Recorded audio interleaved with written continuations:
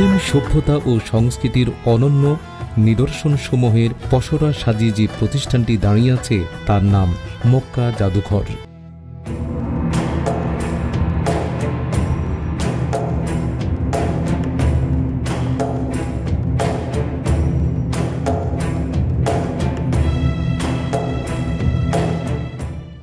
পবিত্র নগরী মসজিদ আল হারাম থেকে ৬-৭ কিলোমিটার দূরত্বে উম্মুল জুদ এলাকায় অবস্থিত এই বিখ্যাত মক্কা জাদুঘরটি।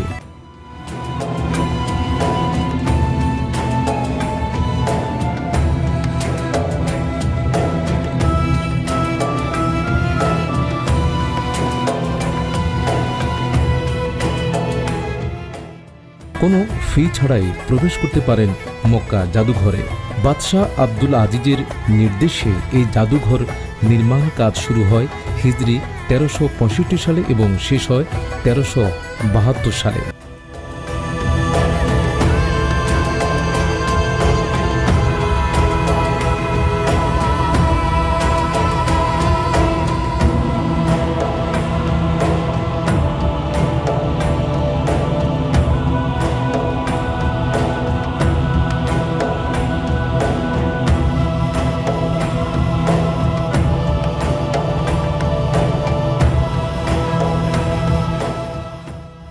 দর্শক, এই মিউজিয়ামটি সৌদি বাদশাহ মালিক আব্দুল আজিজের আমলে ১৩৬৫ হিজরিতে নির্মাণ করা হয়েছে।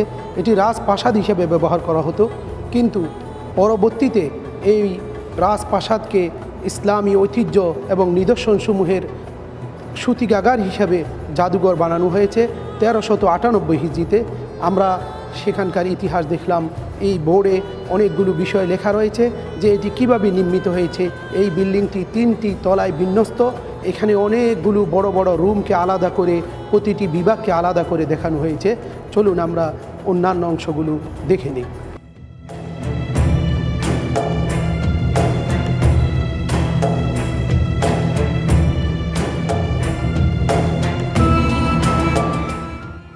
পূর্বেকার আল আজহার প্যালেসটিকে জাদুঘরে রূপান্তর করা হয়েছে।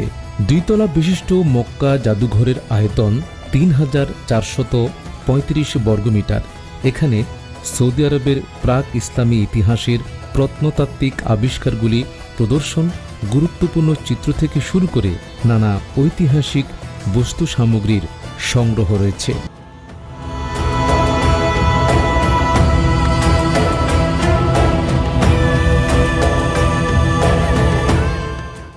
দর্শক, এই স্থানটিতে, এই অংশটুকুতে ইসলাম পূর্ববর্তী যুগের জাহিলি যুগের কী অবস্থান ছিল এবং বাইতুল্লাহর কী অবস্থান ছিল সে বিবরণ দেওয়া হয়েছে।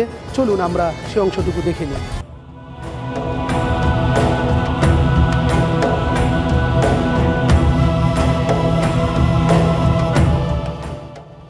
আমরা দেখতে পাচ্ছি এখানে কাবা বাইতুল্লাহ, চারিদিকে পাহাড়ে ঘেরা অংশ আমরা আমাদের নজরে এসেছে। এখন যদিও আমরা অনেক সুরম্য প্রাসাদ তার চারিদিকে দেখতে পাচ্ছি, কিন্তু তখন কাবা ছিল আর চারিদিকে উঁচু পাহাড় আমরা দেখতে।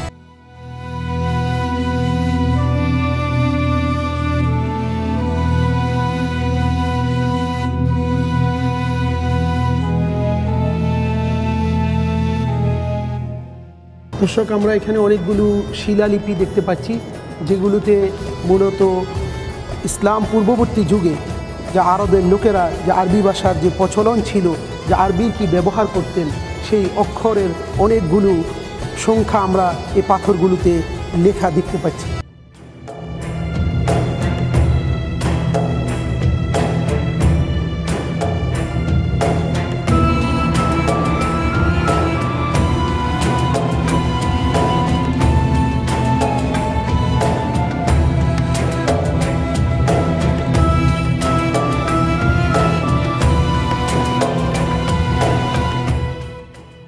হরেক রকম ক্যালিওগ্রাফি, সৌদি আরবের প্রাচীন ঐতিহ্যবাহী পোশাক পরিচ্ছদ, আসবাবপত্র, বাদ্যযন্ত্র ইত্যাদি।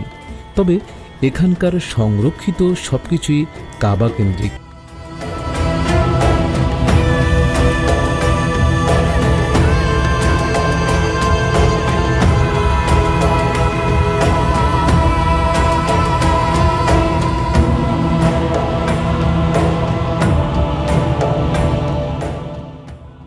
দর্শক, আপনারা এতক্ষণ যাবৎ যে কাঠের শিল্পকর্ম করার জন্য যে জিনিসগুলো দেখতে পেলেন, এখানে লেখা রয়েছে আদওয়াতুল হাদ্দাদা ওয়ান নাজ্জারা, যে উড ওয়ার্ক টুলস, কাঠ সরঞ্জামাদি তৈরি করার জন্য কাঠের খাট এবং অন্যান্য সামগ্রী যেগুলো ব্যবহার করা হয় সেগুলো তৈরি করার জন্য এই সরঞ্জামাদিগুলো সেই প্রাচীন আরব থেকে বর্তমান পর্যন্ত ব্যবহার হয়ে যাচ্ছে, সেগুলো এখানে সংরক্ষণ করা হয়েছে।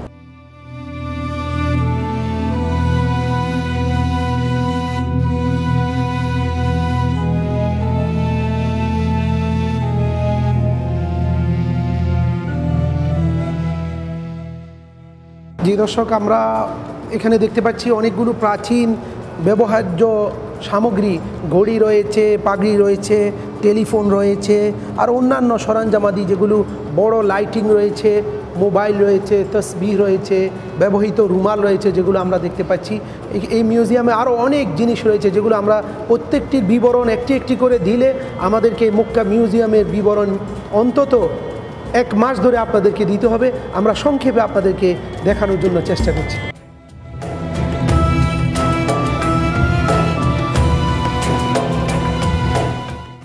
পুরনো আমলের হাতে লেখা পবিত্র কোরআনের অনেকগুলি পাণ্ডুলিপি। মক্কা জাদুঘরের সবচেয়ে দামি সংগ্রহ হল হজরত ওসমান রাদিয়াল্লাহু তাআলা আনহুর আমলের হাতে লেখা কোরআন মাসাফে উসমানের একটি কপি।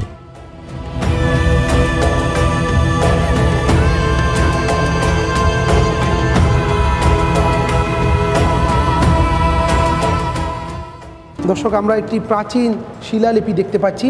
এতে সূরা ফাতিহা লেখা রয়েছে অনেক সুন্দর হস্তাক্ষরে, যে আলহামদুলিল্লাহি রাব্বিল আলামিন আর রহমানির রহিম মালিকি ইয়াউমিদ্দিন ইয়্যাকা না'বুদু ওয়া ইয়্যাকা নাস্তাঈন। অনেক সুন্দর চমৎকার শিলালিপি আমরা দেখতে পাচ্ছি এখানে।